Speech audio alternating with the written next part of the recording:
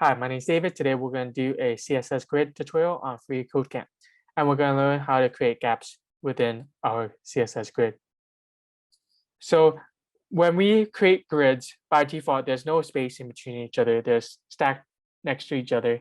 And we can see here, if we look at this one, so here's the container, here are the items, and we look at the container selector on CSS, and we see that the grid template columns is just 1/3 each of them. So they stacked up right next to each other with no spacing. But sometimes like we want padding to each other, we want gaps between these different spaces on our CSS grid.